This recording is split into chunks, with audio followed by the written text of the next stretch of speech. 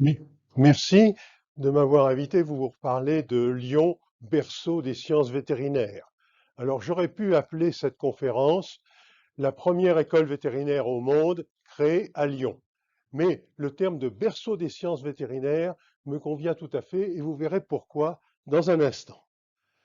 Alors, cette école vétérinaire de Lyon a été créée en 1761-62 par un arrêté royal signé par Louis XV le 4 août 1761.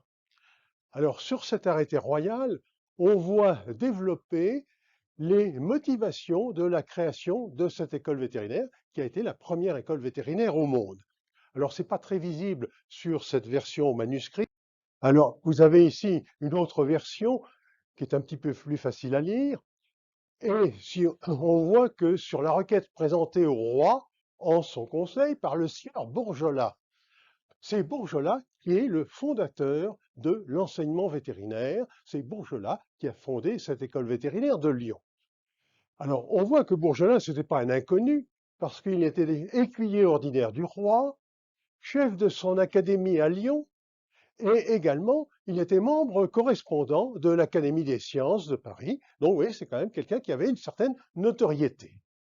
Et alors, les arguments pour que Bourgelat puisse se prévaloir de la création d'une école vétérinaire, c'est qu'il est, depuis 20 ans, il s'est occupé des maladies du bétail, de toutes espèces, et qu'il avait la connaissance des remèdes propres à guérir ces maladies, et qu'il avait l'objectif de communiquer ces connaissances au public, et en particulier au monde agricole, pour favoriser le développement de l'agriculture, qui était quand même une source de richesse pour le royaume. Et puis un petit peu plus loin, on voit que euh, on cite le nom du sieur Bertin. Alors Bertin avait fait un rapport sur le projet de Bourgelat. Et il avait, donc c'était le contrôleur général des finances du royaume, donc une sorte de ministre des Finances, et qui était tout à fait d'accord et qui a appuyé fortement le projet de Bourgelat. Et s'il n'y avait pas eu Bertin, vraisemblablement, l'école n'aurait pas été créée. Et puis dans cet arrêté, on voit le financement pour démarrer cette école. Et le roi Louis XV avait accordé 50 000 livres, ce qui était quand même une somme non négligeable à cette époque, répartis en 6 annuités, bon, qui allaient en décroissant. Et il était précisé également dans l'arrêté qu'après, il faudrait que l'école se débrouille par elle-même pour assurer son propre financement, objectif qui n'a jamais été atteint, hein. Il a toujours fallu faire appel aux subsides publics. Je vais donc envisager successivement cette création, les étapes de la création, puis on verra les premières années, 1762 à 1780. On verra ce qui s'est passé au moment de la Révolution, puis j'aborderai plus rapidement les grandes mutations au XIXe et au XXe siècle. L'école a été créée par Claude Bourgelat. Claude Bourgelat est un Lyonnais. Vous avez ici sa statue. C'est la statue qui se trouve dans le site actuel de l'école vétérinaire, donc au site sur le campus de Marcy-l'Étoile. Et Bourgelat est né en 1712, comme l'atteste son acte de naissance enregistré dans la paroisse Saint-Nizier. Et les parents de Bourgelat habitaient une maison qui se trouvait dans une rue qui a disparu, qui se trouverait à peu près à l'emplacement du parking des Cordeliers actuellement, les anciennes halles des Cordeliers. Alors, la famille de Bourgelat, son père était un notable de Lyon. Il était un riche marchand de drapier et il a été échevin de la ville de Lyon dans les années 1706-1707. Pierre Bourgelat, donc le père, s'était marié une première fois avec une belle italienne qu'il était allé chercher à Rome et qui s'appelait Hieronyme Caprioli, avec laquelle il avait eu 2 enfants. Sa première épouse meurt, il se remarie quelques années plus tard avec une nommée Geneviève Terrasson, qui était la fille d'un procureur de Lyon. Donc, c'était une famille donc très notable. Et avec cette deuxième épouse, Pierre Bourgelat a 7 enfants. Donc, une famille nombreuse, le dernier étant Claude Bourgelat, celui qui nous intéresse. Alors, cette famille, déjà un peu recomposée, ça a posé quand même quelques problèmes, parce qu'il y a eu des problèmes de succession, des problèmes d'héritage qui étaient complexes, et la succession de Bourgelat n'était pas totalement, la succession de Pierre Bourgelat n'était pas totalement, réglée à la mort de son fils. Vous voyez que ça a duré longtemps, il y a eu des procès, c'est une famille riche, mais ils ont perdu leur fortune à travers ces différents procès. Alors, Bourgelat perd très rapidement ses parents. Son père meurt alors qu'il a 7 ans et sa mère meurt alors qu'il a 11 ans. Et il va être recueilli par un oncle du côté maternel. Alors, il fait quelques études primaires ou élémentaires chez les jésuites à Lyon, puis il est envoyé, quand il a 11-12 ans, chez les mousquetaires du roi, à Versailles et à Paris. Il va y passer quelques années où il va apprendre à monter à cheval, il va apprendre certaines bases de culture générale, et il semble également qu'il ait fait quelques études de droit, qu'il aura poursuivi ensuite. Alors là, il y a un grand flou, soit à Bordeaux, soit à Toulouse, soit à Valence, on ne sait pas très bien où. Toujours est-il qu'il se retrouve avocat, et on le voit, son nom dans la liste des avocats, il est tout à fait en bas de la page, et son cabinet, place Louis le Grand, en 1733, donc il a 20 ou 21 ans, et il va plaider pour un certain nombre de notables de la ville de Lyon. Il va également plaider à Grenoble, et à l'occasion d'un procès qu'il remporte, il s'aperçoit quelque temps après que ce procès, il l'a gagné de façon injuste.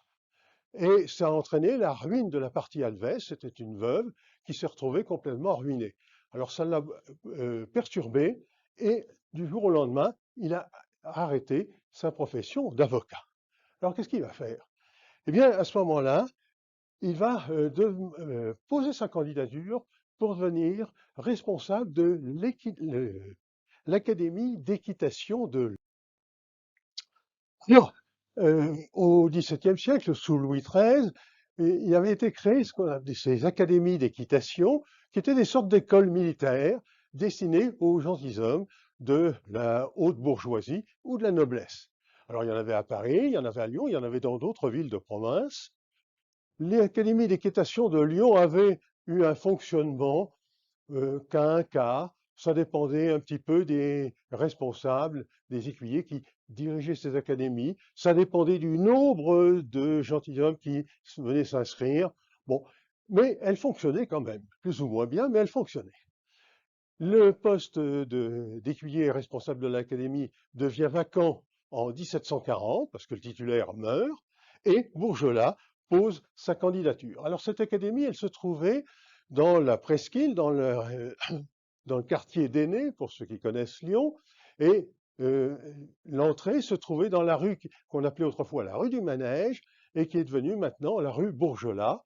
Et le bâtiment, enfin les locaux, ont été rachetés par la Fondation Mérieux, et vous avez ici un porche qui a été donc qui est le porche qui existait autrefois et sur lequel on a mis ici un panneau pour rappeler que c'était là le siège de cette académie de Lyon, tenue par Bourgelat.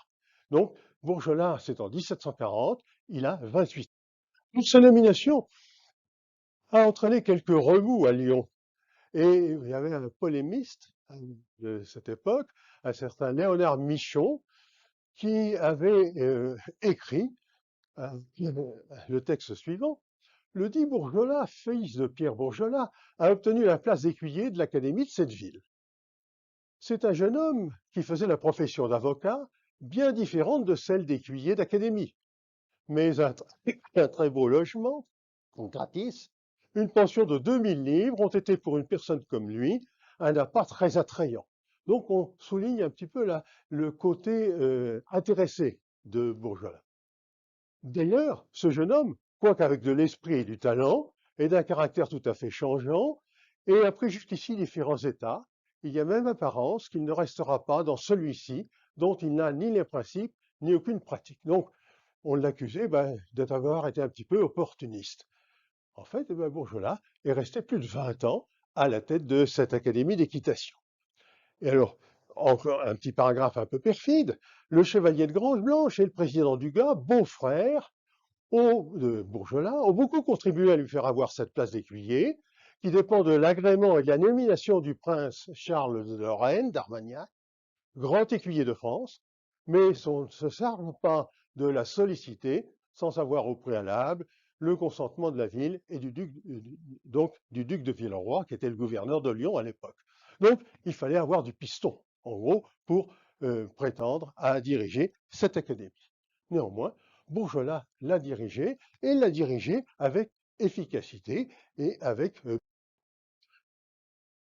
alors Bourgelat avait l'art de la communication et il faisait publier dans différentes revues, une espèce de prospectus, pour vanter son académie. Et vous avez ici l'Académie du roi pour l'éducation des gentilshommes, tenue par M. Bourgelat, etc. Vous aviez tout le programme qui était indiqué, et c'est intéressant de lire deux paragraphes. Dans cette académie, on enseigne dans celle-ci tout ce qui peut contribuer à former des gentilshommes qui se destinent au service du prince. On y apprend à monter à cheval, on y apprend à faire des armes, on y apprend à danser, on y apprend les mathématiques, à voltiger, et généralement tous les exercices militaires. Donc c'était une sorte d'école militaire. Encore plus intéressant est le dernier paragraphe en bas de la page. Quelque nécessaires que soient les principes du manège, puisque ce qu'on y pratique est l'image, enfin,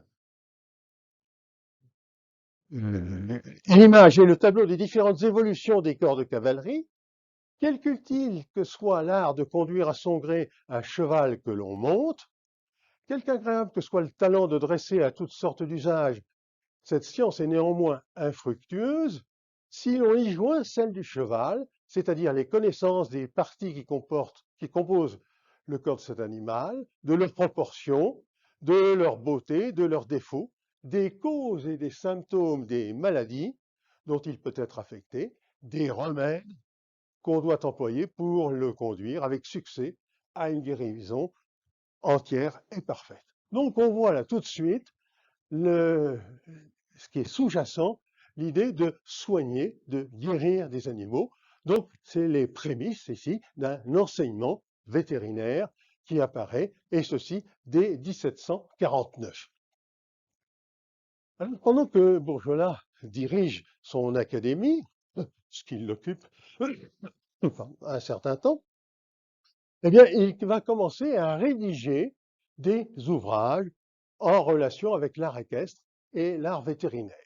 Alors à cette époque, il y avait deux ouvrages qui faisaient référence.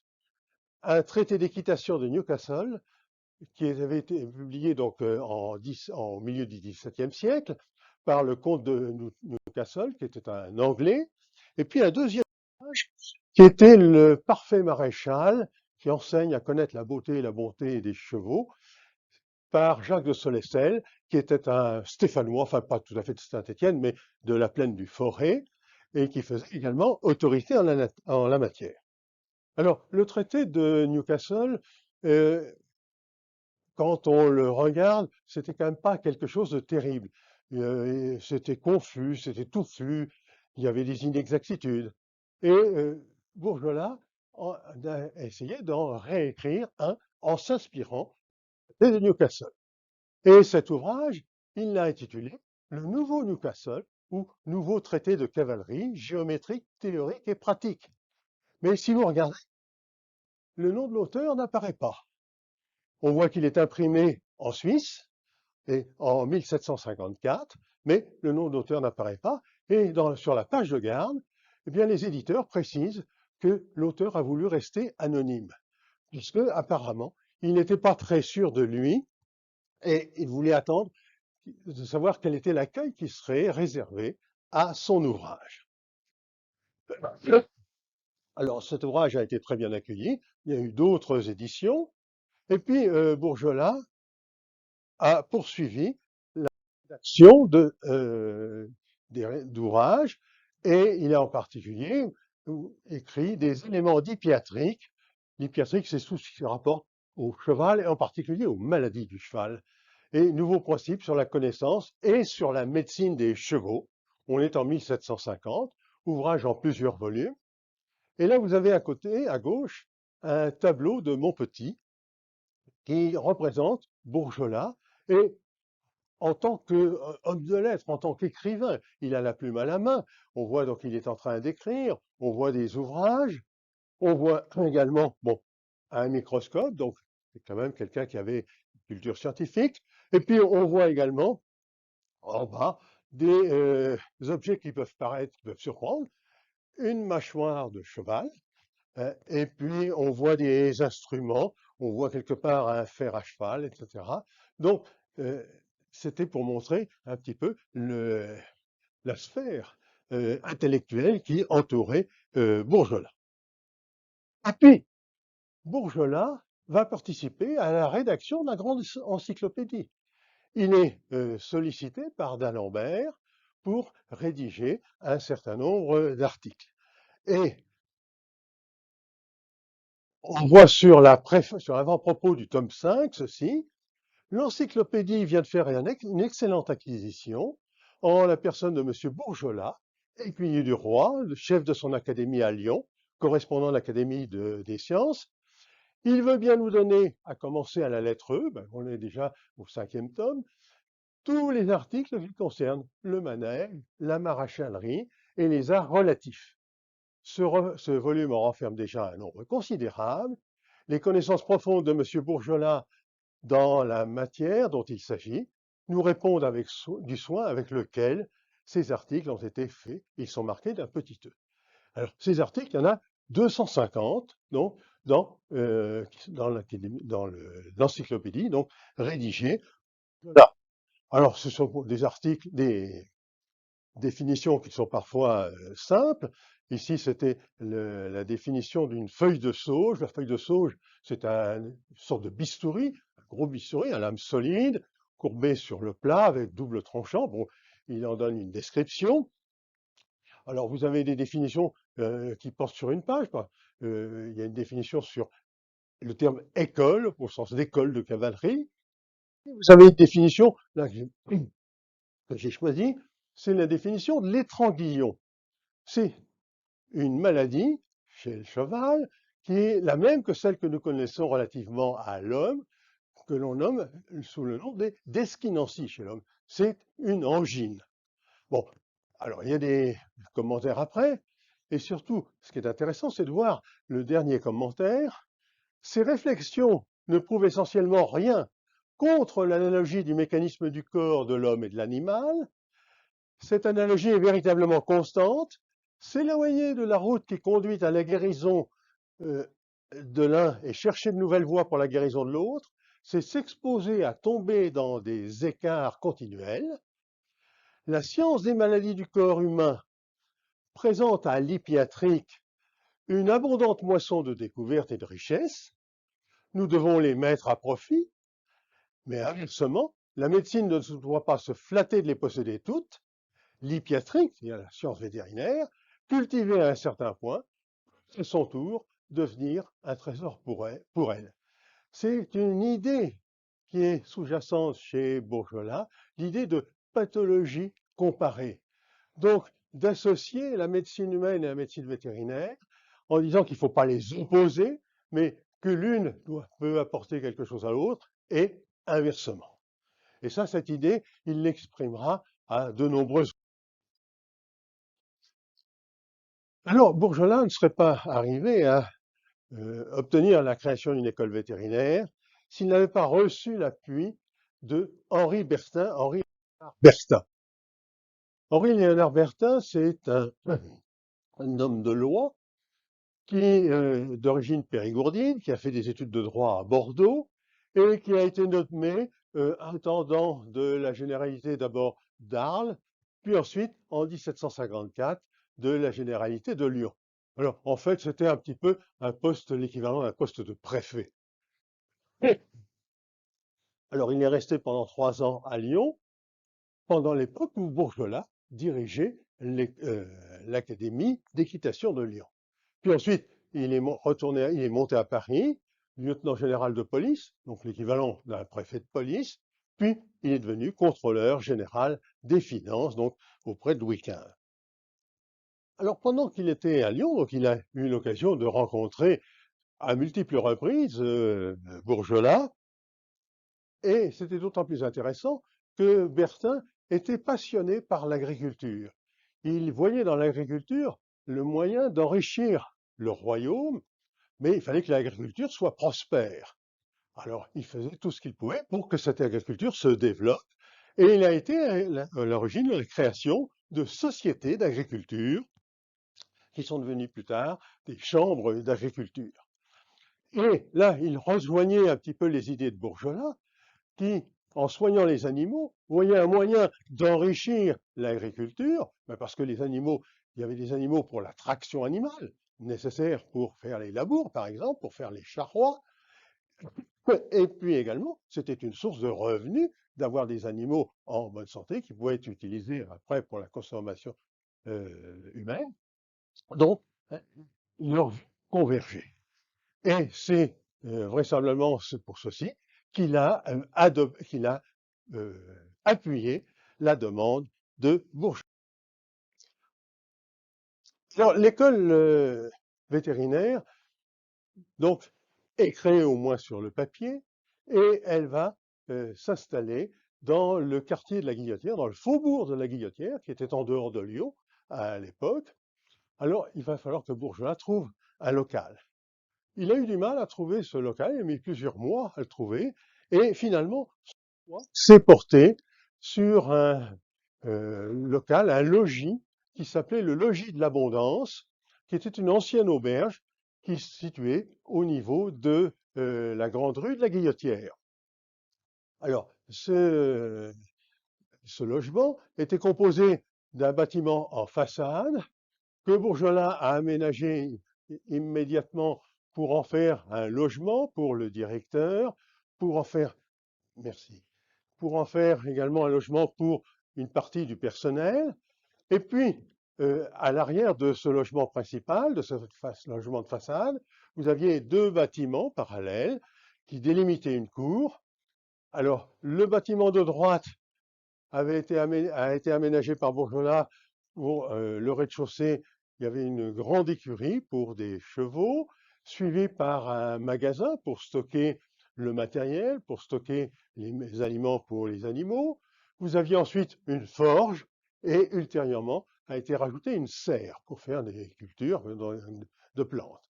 Et au-dessus de ces bâtiments, il y avait des greniers qui servaient de fenil, qui servaient donc pour entreposer le foin et la paille. Sur l'autre aile, vous aviez une cuisine pour pouvoir fournir la nourriture aux étudiants. Vous aviez une salle de dissection juste après la cuisine. C'était peut-être pas très judicieux, mais à l'époque, on n'était pas très regardant. Et puis ensuite, vous aviez une écurie pour les chevaux malades. Et un petit peu plus tard, au-dessus de cette écurie pour les chevaux malades, on a créé un dortoir pour héberger les étudiants. Alors au début, les élèves devaient se loger à l'extérieur de l'école. Bon, alors il y avait des auberges dans le coin. Alors, dans les années 1764, il y a eu deux étudiants étrangers, c'était qui venaient de Prusse, qui avaient eu l'autorisation de loger à l'intérieur de l'école. Ces étudiants imprudents ont mis le feu au bâtiment parce qu'ils avaient oublié d'éteindre leurs chandelles quand ils se sont couchés, et il y a eu des travaux et des dégâts relativement importants. Bon, ça a été aménagé ensuite et ça a été plus fonctionnel. Alors, de ces bâtiments, donc vous aviez une cour, et derrière la cour, il y avait un grand pré qui sera aménagé en jardin. Alors, de ces bâtiments, il ne reste absolument rien. Euh, Ils ont été détruits, le quartier a été complètement modifié au cours des temps. Il n'y a plus simplement qu'une seule plaque. C'est une école élémentaire, l'école de la rue Jean-Marie Chavant. Alors, vous avez ici le, l'avenue Félix Faure.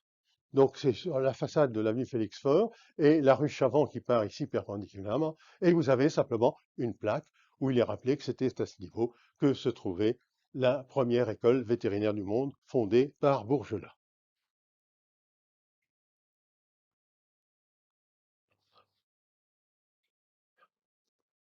Alors, l'école, les bâtiments sont créés et il faut recruter des élèves.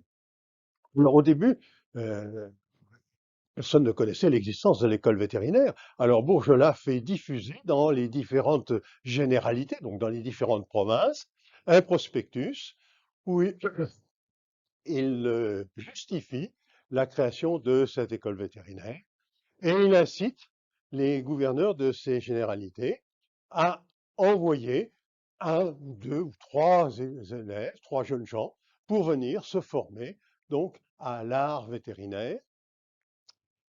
Alors, donc, à charge pour ces généralités de leur fournir les moyens, de leur fournir une bourse pour qu'ils puissent venir à Lyon, et ensuite, à condition que ces élèves puissent repartir dans leur province d'origine pour y apporter leurs connaissances.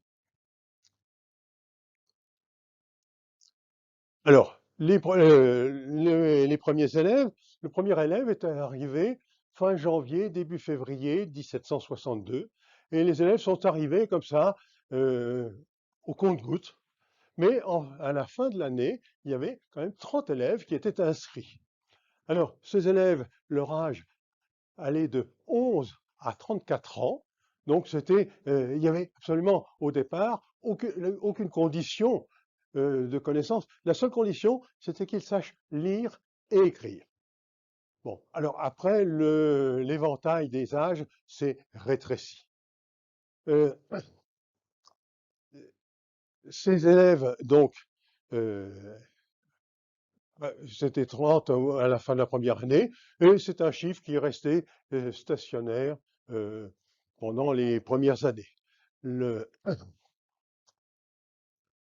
dans, alors oui, l'origine de ces étudiants, de ces élèves, c'était bien sûr une origine rurale. C'était souvent des fils soit d'agriculteurs, soit souvent de maréchaux ferrants. Parce que Bourgelat ne voyait pas du tout le même public que pour son académie d'équitation. L'académie d'équitation, c'était des gentilshommes. Mais les, il ne les voyait pas repartir à la campagne après, aller euh, soigner les vaches, les chevaux, les ânes, etc. Donc, il fallait un public qui soit susceptible de repartir et de s'installer, hein, à la campagne. Alors les professeurs, il y avait un professeur, c'était Bourgelat. Alors Bourgelat n'avait pas fait d'études médicales, il n'avait pas de formation particulièrement vétérinaire. C'était en fait un autodidacte.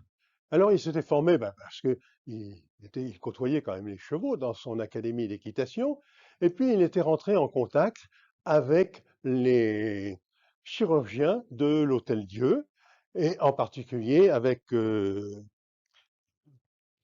Poutot et Charmeton, deux chirurgiens de l'époque, et il s'était initié un petit peu à la dissection, donc à l'anatomie humaine, et également il avait appris apparemment à disséquer des chevaux. Alors on voit ici ces messieurs, hein, qui sont en train de disséquer, qui sont en train d'examiner, bon, euh, ici, un crâne de cheval. Là, ici, vous avez un autre crâne de cheval par terre, un fer à cheval. Vous avez le chien là qui attend aussi les petits morceaux de viande peuvent tomber de la table de dissection. Vous avez un fer à cheval. Et ici, vous avez une articulation, vraisemblablement l'articulation du grasset, c'est-à-dire du genou chez le cheval. Bon, vous voyez que c'est un petit peu particulier quand même comme séance de dissection. Alors, Bourgelat avait rédigé des cours qui étaient censés être lus aux élèves, et ceux-ci devant les recopier et les apprendre par cœur.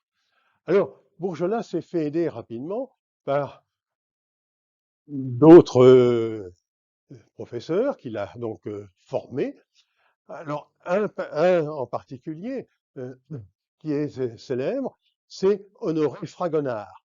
Honoré Fragonard, qui est le cousin du peintre Fragonard. Il est originaire donc de Grasse et il avait une formation anatomique et il avait appris à préparer des cadavres en vue, enfin d'être disséqués et d'être conservés. Donc de préparer des écorchés. Alors, je crois qu'il était autodidacte en la matière et donc sur les animaux eh ben, fraîchement abattus, il leur injectait dans le système vasculaire, dans les artères et les veines, des solutions qui se solidifiaient ensuite et qui étaient colorées, qui permettaient d'identifier les artères et les veines et qui permettaient également aux cadavres de se dessécher sans putréfaction et d'être conservés pendant des semaines, des mois, des années, des siècles. Parce que vous avez ici deux photos d'écorchés de Fragonard. Alors, on va y dans un instant. Merci. Autre professeur que Bourgelat a recruté, ce sont des agronomes et botanistes. Alors, comme agronome, il avait recruté l'abbé Jean-François Rosier, qui a fait ses études d'ailleurs à Villefranche, et qui était agronome, donc qui avait développé des techniques agricoles, qui était également ecclésiastique et qui a été chanoine honoraire de la paroisse Saint-Paul et ensuite qui a été curé de Saint-Polycarpe, donc sur la Croix-Rousse, à Lyon, et qui était un très bon agronome, qui était un prêtre un petit peu d'avant-garde, qui a été un prêtre révolutionnaire, mais qui est mort tragiquement parce qu'au moment du siège de Lyon, en 1793, il y a un boulet qui est tombé sur la mansarde dans laquelle il dormait. Donc il est mort comme ça, brutalement. L'abbé Rosier s'était fait aider par Marc-Antoine Claret de la Tourette, qui était un botaniste, et à eux deux, ils avaient créé un magnifique jardin botanique au logis de l'Abondance, dans lequel il y avait 2000 espèces différentes. Donc, c'était quand même très important, mais parce que ces plantes servaient de matière première pour préparer quelques médicaments. Donc, au début, un corps enseignant qui était très réduit. Alors, Bourgelat, d'ailleurs, s'est plus ou moins fâché avec ses différents enseignants parce qu'il voulait garder la prérogative des connaissances. Et, par exemple, l'abbé Rosier avait édité, avait fait imprimer un ouvrage et Bourgelat prétendait que c'était des connaissances qui lui appartenaient et ne voyait pas pourquoi on les prenait. Bon, donc il avait après licencié brutalement l'abbé Rosier. Alors, le programme des études, Bourgelat l'avait explicité, ben, il commençait par étudier la conformation extérieure du cheval, puis, disait-il, on pénètre à l'intérieur du corps le scalpel à la main et on voit comment sont organisés les différents organes et on voit à quoi ils servent. Dans un troisième temps, ben, on va voir comment les maladies vont perturber le fonctionnement de l'animal et on verra enfin comment soigner ces maladies. Et alors Bourgelat attachait beaucoup d'importance, à côté de l'enseignement théorique, à l'enseignement pratique, à l'observation des maladies, des symptômes, etc. Alors les matières enseignées, ben, au début, c'était bon, l'anatomie, la botanique et la pharmacie, la matière médicale. La matière médicale, c'était en fait l'étude des médicaments ou des principes actifs, ce qui était en nombre limité à cette époque. Ensuite, l'extérieur, la conformation de l'animal, ses aplombs, etc. Il y avait également un enseignement de forge, être capable de forger un fer à cheval, parce qu'il fallait pouvoir corriger les boiteries ou compenser des défauts de la corne, parce que le sabot, c'est quand même important. Pas de sabot, pas de cheval, hein, c'est un proverbe classique. Bon, on envisageait ensuite les maladies, les bandages et les opérations. Et au début, les études duraient 3 ans. Très rapidement, leur durée a été portée à 4 ans, donc du temps de Bourgelat. Alors, il y avait également un règlement qui était assez précis, assez sévère. Alors, il fallait que les élèves se lèvent en hiver à 5h30 du matin. On retrouve un petit peu hein, ce que nous disait notre confrère tout à l'heure. Bon, ils n'avaient pas le droit. Ils n'avaient pas le droit de sortir. Vous avez le droit à une sortie par semaine. Le samedi, il fallait qu'ils soient rentrés à minuit. Enfin, ils n'avaient pas le droit de chahuter. Ils n'avaient pas le droit d'invectiver les passants par la fenêtre. Enfin, c'était un petit peu folklorique comme règlement, mais c'était assez strict. On retrouve le même sujet que tout à l'heure, le problème du financement. Alors au début, il y avait des subventions pour le démarrage, mais rapidement, Bourgelat s'est aperçu que ça ne lui suffisait pas. Alors il a sollicité encore l'aide du roi et il lui a été accordé à ce moment-là la possibilité de s'appeler École royale vétérinaire. Alors ça, c'était quand même un pas important parce que ça lui permettait d'avoir des subventions provenant de l'État. Mais Bourgelat a également complété ceci, l'utilisation d'un privilège qu'il avait acquis, c'était le privilège des fiacres à Lyon. Il avait le privilège des fiacres, c'était les taxis de l'époque. Alors c'était un privilège qu'on achetait, c'était une charge qu'on achetait, et après on exploitait et on retirait les bénéfices de cette exploitation. Alors c'est bien sûr, c'est pas Bourgelat qui allait exploiter lui-même hein, les fiacres. Donc il sous-louait ce privilège et il obtenait donc des revenus. Alors, au début, c'était à son propre profit, mais très rapidement, il a demandé à ce que ce privilège soit transféré à l'école vétérinaire. Donc, et ceci, ça a été possible jusqu'au moment de la Révolution. Mais ça n'était quand même pas très abondant et ça ne suffisait pas. Alors, l'école vétérinaire a toujours été, pendant cette partie de son existence, en difficulté financière, incapable de payer les fournisseurs. Enfin, il y avait toujours vraiment de difficultés. Malgré tout, l'école fonctionnait et très rapidement, on a fait appel à Bourgelat et à ses élèves pour aller au secours des agriculteurs lorsqu'il y avait des épidémies.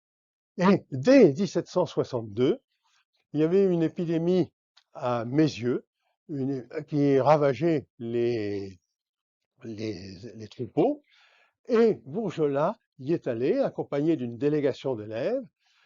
Il est resté quelques jours, il est revenu et il a laissé les élèves qui avaient une formation limitée. Ça faisait que quelques mois que l'école fonctionnait, mais qui ont quand même apporté un certain nombre de soins et il s'est trouvé, chance ou science, je ne sais pas, personne ne sait, que les soins qui avaient été apportés par les étudiants avaient été efficaces et que les animaux qui avaient été soignés avaient été guéris, alors que les animaux qui n'avaient pas été soignés parce que les propriétaires ne voulaient pas que ce soit des étudiants qui s'en occupent, il y en avait eu beaucoup de morts. Toujours est-il que ça a été quand même un succès et Bertin celui qui l'avait soutenu, en avait été averti et il avait écrit à Bourgelat. J'ai vu par votre lettre, pardon, que vous étiez rendu à mes yeux en Dauphiné pour soigner des animaux, que vous aviez eu un succès certain, et je vous demande donc de faire un rapport qui sera diffusé pour qu'on se rende compte de l'efficacité de vos soins. Donc c'était quand même une certaine reconnaissance. Et pendant les premières années, Bourgelat a été sollicité pour envoyer des missions dans différentes régions, dans le Forez, en Saintonge, euh, et il a eu quand même un certain nombre de succès. Ces succès se sont répandus assez vite parce que cela a entraîné la venue d'élèves étrangers qui sont venus donc de différents pays d'Europe et qui sont repartis ensuite dans leur pays d'origine pour aller créer des établissements d'enseignement vétérinaire. Ce qui nous amène à parler donc de l'essaimage de l'école vétérinaire. Donc, alors, le Bourgelat, bon, en 1765, voulait se rapprocher de la cour. Donc, il a pensé qu'il pourrait créer une école vétérinaire à Paris. et il avait donc fait part de son projet à Bertin, mais donc de transférer l'école vétérinaire de Lyon à Paris. Mais Bertin ne l'a pas entendu de cette oreille et a pensé qu'il était quand même important que l'école vétérinaire reste à Lyon, mais il a donné la possibilité à Bourgelat de créer une deuxième école vétérinaire.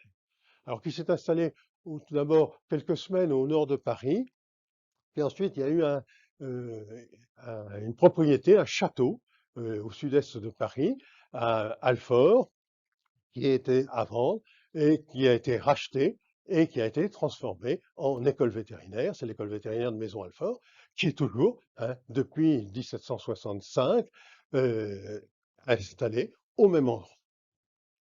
Donc, et Bourgelat, donc Pertin s'était opposé au transfert de l'école. Il voulait bien une seconde école, mais il voulait que l'école de Lyon reste.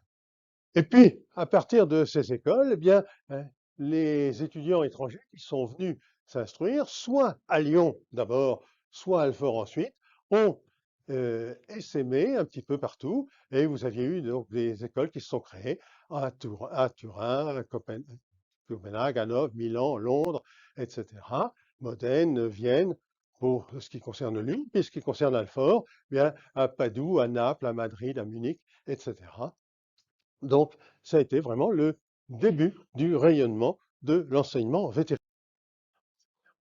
Alors, cette école vétérinaire a fonctionné donc très bien tant que Bourgelat y était, mais en 1765, Bourgelat part à Paris, et à ce moment-là, les directeurs qui lui ont succédé n'avaient peut-être pas, faisaient pas forcément le poids nécessaire, et l'école a vivoté avec des difficultés financières. Il a été question de les fermer à plusieurs reprises.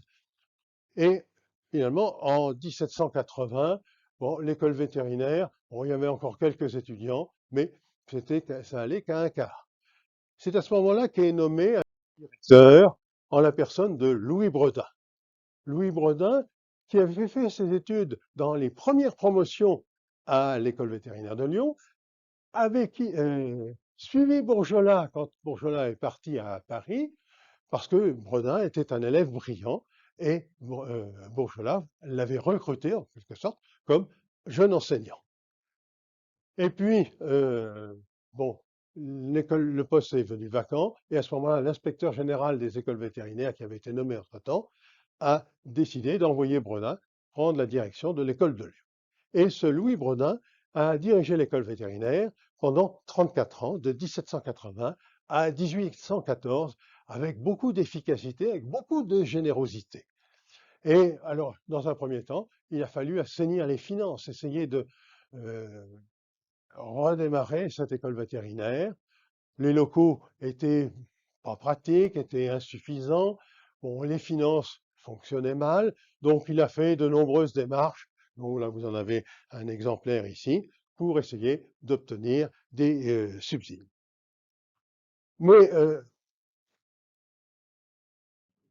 on, en 1700, on arrive en 1790, Quinquas, c'est la Révolution. Bon, à ce moment-là, il y a une commission qui vient inspecter, une commission de la ville de Lyon, qui vient inspecter les bâtiments publics de la ville de Lyon, dont l'école vétérinaire, et qui fait un rapport qui insiste sur la qualité des pièces anatomiques qui sont conservées, du matériel de forge, etc., mais qui souligne également un certain nombre d'insuffisances. La salle de dissection doit affecter, pour peu que les cadavres y soient nombreux et commencent à rentrer en putréfaction. Près de la porte d'écurie, il y a un tas de fumier où les os d'écurie croupissent pendant l'été. Il en sort une odeur infecte. Leur putréfaction peut causer des maladies fâcheuses aux chevaux. On fait passer les chevaux avant les habitants de la maison. Au premier étage, la chambre des élèves contient 19 lits, tant grands que petits, où couchent 24 élèves.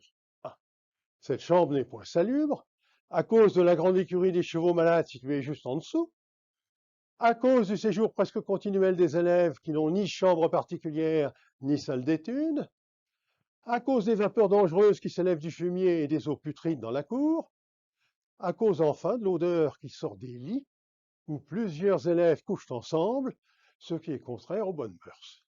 Bon, vous voyez que c'était quand même assez sévère comme verdict. On, on est à une révolution troublée. Bon, et pas Bourgeois, Brodin avait envisagé un couvent qui se trouvait à proximité de l'école de la Guillotière. Mais bon, la révolution survient, le siège de Lyon. Lyon s'était révolté contre la Convention, contre les Jacobins, contre le pouvoir parisien. La Convention envoie une armée pour rétablir l'ordre. Bon, assiège Lyon, donc c'est le siège de Lyon, donc à l'été 1793. Alors il y a des bombardements qui se font de part et d'autre, et l'école de la Guillotière est prise entre deux feux, parce que une partie de l'armée est installée justement dans le quartier de la Guillotière, et va même occuper en partie l'école. Et bon, la situation est quand même un petit peu délicate, et on en a une idée en lisant le rapport qui avait été établi un petit peu plus tard par l'inspecteur général des écoles vétérinaires de l'époque, un nommé Jean-Baptiste Huzard, qui écrit: J'ai appris de la municipalité un fait que la modestie du citoyen Bredin avait laissé ignorer à la commission. Il n'avait cru faire que son devoir. Lorsque l'armée de la République vint assiéger Lyon, une partie de cette armée occupa la Guillotière. Il fut logé, essuya de la ville qui endommagea et détruisit beaucoup de maisons.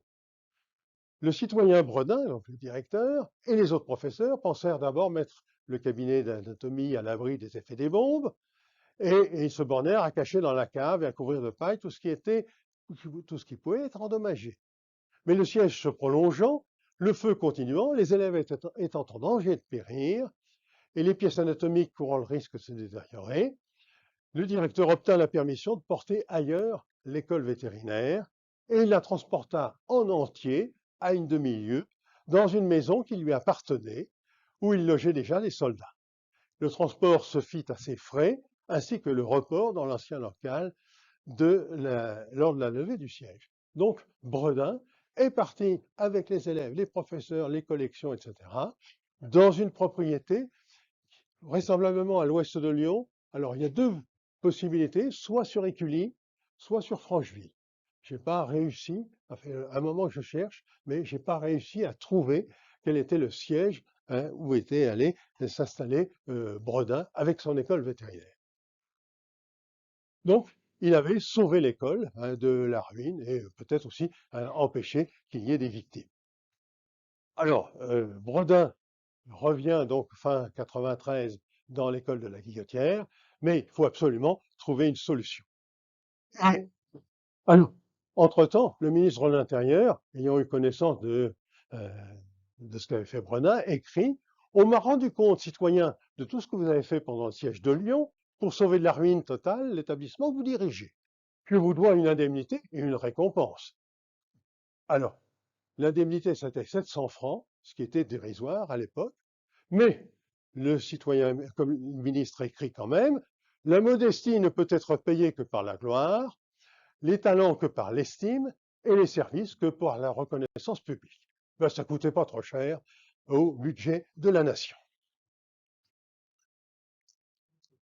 Alors, l'école, eh ben, il va falloir qu'elle trouve une solution parce que ses locaux ne se sont pas améliorés pendant la Révolution. Et elle va venir s'installer. Alors, parce qu'elle va profiter du fait qu'un certain nombre de bâtiments ont été saisis comme biens nationaux, en particulier des bâtiments religieux. Et parmi ces bâtiments, il y en avait deux qui ont intéressé Bredin, qui se situaient sur les bords de Saône, à la limite de Vèze, à côté de l'ancien pont de Serein. Alors vous avez ici la Saône, ici, le pont de Serein, et vous avez deux bâtiments conventuels, le claustral des sœurs de Sainte-Élisabeth, ou claustral des deux amants, et le couvent des Cordeliers de l'Observance. Alors, Bredin choisit le claustral Sainte-Élisabeth, et donc il va. Alors, vous avez ici les plans. Alors, le claustral de Sainte-Élisabeth, eh bien, une partie, le bâtiment nord va être utilisé pour loger les étudiants et le corps enseignant. La partie sud va être utilisée pour les salles de dissection, pour loger les animaux. Et puis, d'autres parties vont être utilisées pour les salles de cours, pour entreposer les collections, etc. Bon, mais il faut quand même faire un certain nombre de travaux. Alors, c'est ce qui va être fait, donc, de la fin du XVIIIe siècle au début du XIXe siècle. Et on arrive au XIXe siècle. Alors, les travaux vont porter sur la partie du couvent Sainte-Élisabeth, des sœurs Sainte-Élisabeth. Alors, il va y avoir donc les travaux d'installation dans la première période. Puis, comme le bâtiment qui se trouve au sud, face à la Saône, se fissure, menace ruine, il est étayé, et puis finalement, on décide de le supprimer et d'ouvrir, en quelque sorte, ces bâtiments en direction de la Saône. Donc, et ça fait ici un ensemble qui est assez intéressant. Ces travaux ont été entrepris sous la direction de Chenavard, donc l'architecte lyonnais. Et puis, c'est un peu à l'étroit, et donc l'école va convoiter les bâtiments du monastère des Cordeliers. Alors, dans un premier temps, elle va avoir l'autorisation de les occuper provisoirement, et puis petit à petit, elle va grignoter et elle va faire l'acquisition de l'ensemble des bâtiments. Mais il y a toujours des constructions à faire, des modifications, ça coûte cher, et en 1844, il est question de supprimer l'école vétérinaire. Il y a un débat à la Chambre des députés et on est à deux doigts de voter la suppression de l'école vétérinaire. Heureusement, le savant intervient et plaide la cause de l'école en disant il n'est pas supportable qu'un grand pays tel que la France renonce à entretenir une ou plusieurs écoles vétérinaires. L'étude des maladies dont les animaux sont atteints intéresse au plus haut degré la richesse agricole, la richesse commerciale et notre puissance militaire. Ajoutons que toute découverte dans le champ de la médecine vétérinaire réagit heureusement sur les progrès de la médecine de l'homme. Plaidoirie qui a été efficace et à ce moment-là, l'État et la ville de Lyon ont consenti à fournir les nécessaires pour améliorer l'école, pour construire l'école. Alors, il va y avoir édification d'une grille en façade et d'un portique avec une terrasse, donc, qui existe toujours maintenant, puisque ces deux bâtiments sont devenus le Conservatoire national supérieur de musique. Et ça a été l'œuvre d'un architecte parisien, Chabrol.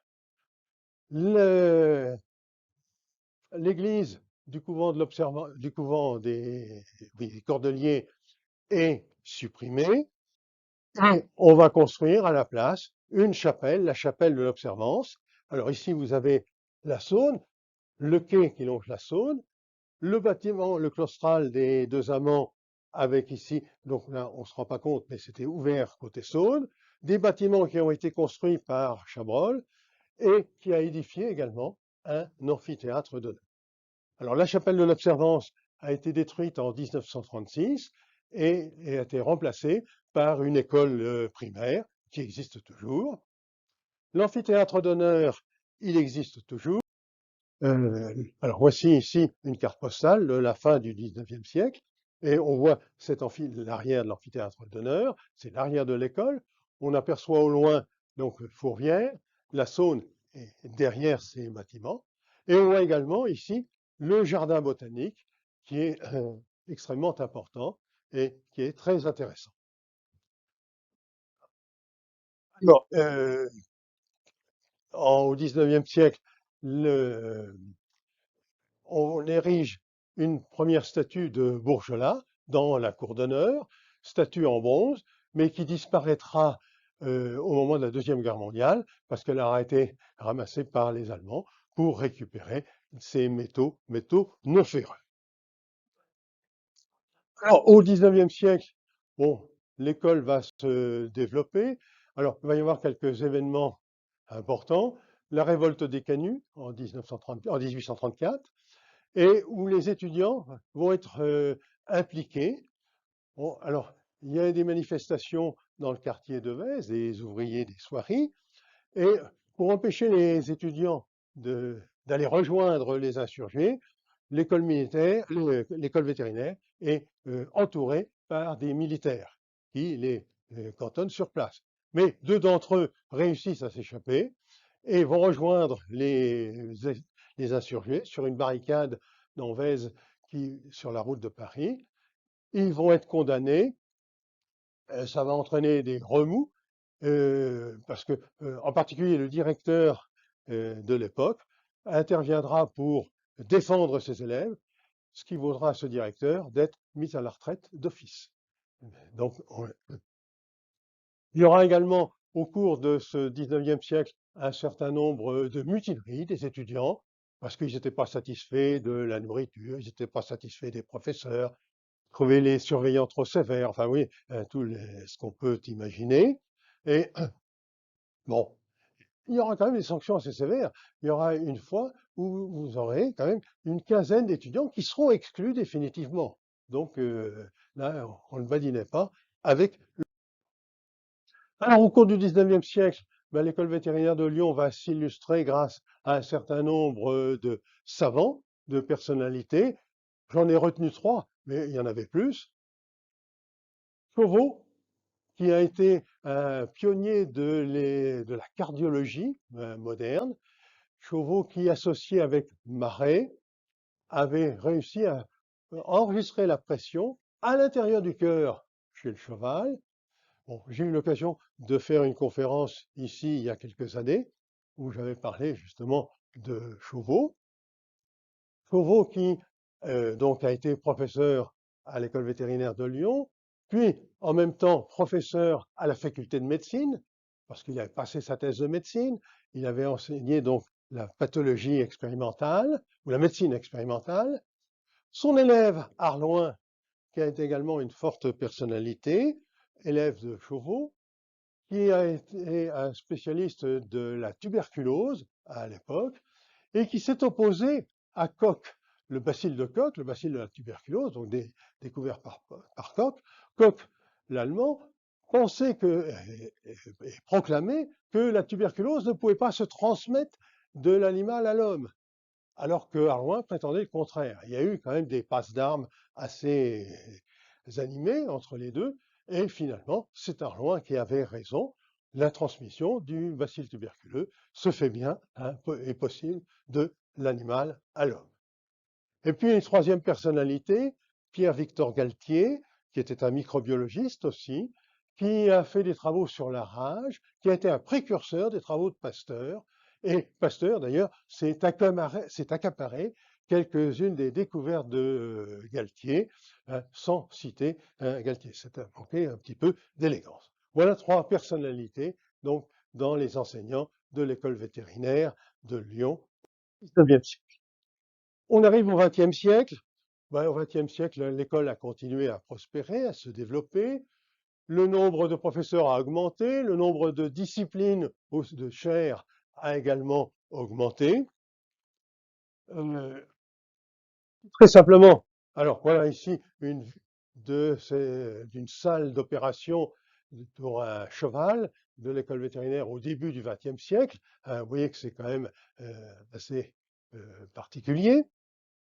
Et l'école vétérinaire s'est surtout distinguée par au moment de la Première Guerre mondiale, déjà, parce que elle a été fermée pendant 4 ans, étant donné la mobilisation des jeunes gens, ont mobilisé à ce moment-là les étudiants et qui partaient donc au front, et il ne restait plus que quelques élèves, une dizaine ou une quinzaine d'élèves.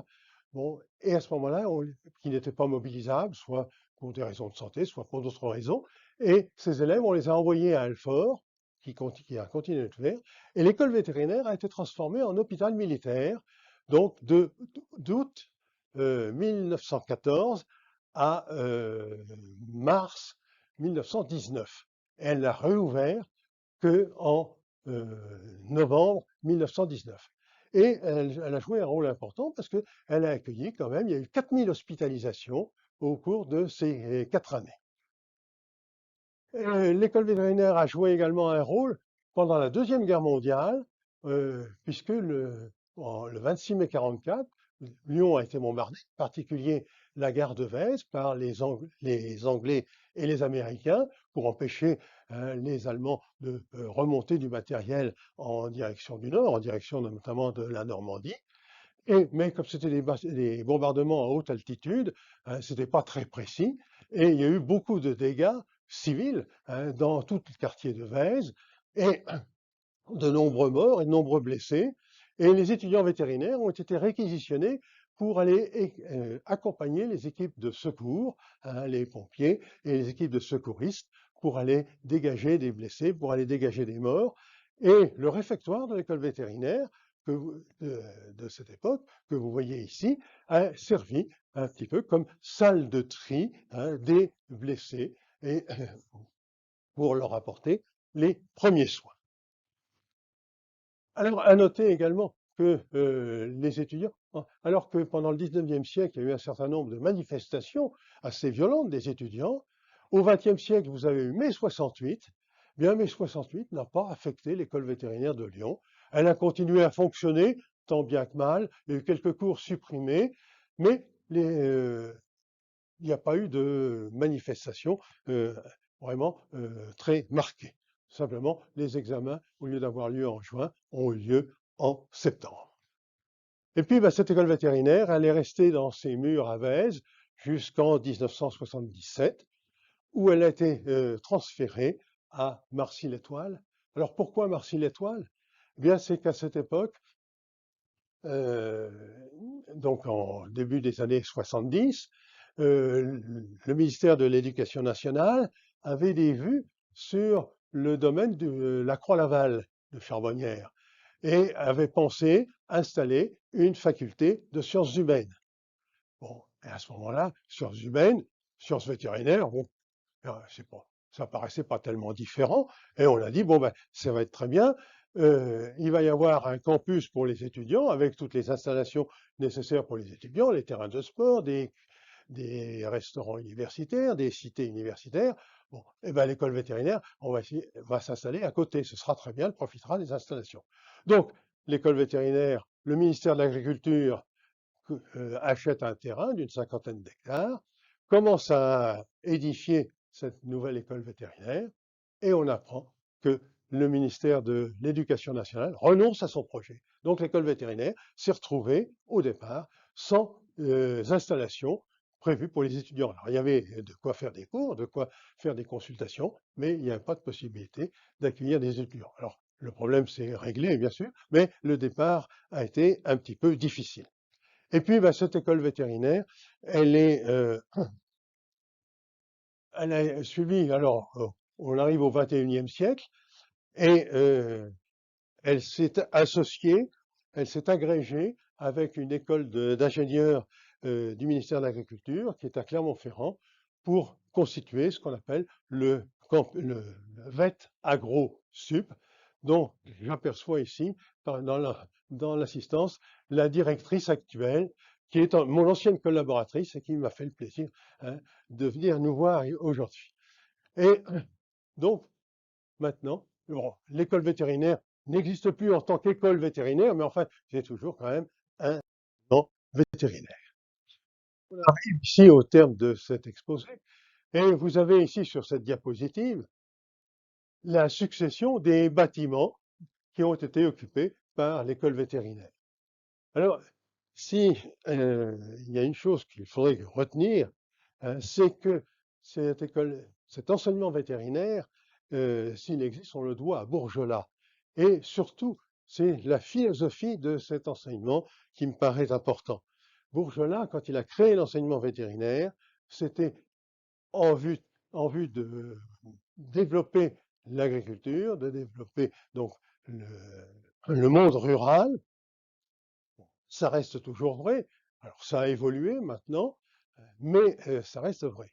Et puis une deuxième notion qui apparaît dans ce qu'a fait Bourgelat, c'est la notion de pathologie comparée. Alors maintenant, on parle de biopathologie comparée, donc de parallélisme entre médecine humaine et médecine vétérinaire. Alors certes, l'école vétérinaire a beaucoup évolué, hein, de 30 étudiants à peu près, promotion en- en- au 19e siècle, au 18e siècle, on est passé à 800 maintenant. Les les promotions. Mais quand je dis 30, c'était 30 pour les 4 années, hein. On est arrivé maintenant à 800. Bon, donc il y a eu beaucoup d'évolutions, mais il y a eu des années creuses. En 1923-1925, hein, il y avait une vingtaine d'étudiants par promotion. Il était même question à un moment de fermer l'école. Et il y a eu une période où il n'y avait plus de concours d'entrée. Donc maintenant, on est à une école donc, avec un nombre d'étudiants important et de 3 enseignants au départ, on arrive maintenant à plus de 60 enseignants, hein. Donc l'école vétérinaire bon, reste malgré tout un établissement prospère et digne d'intérêt. Je vous remercie.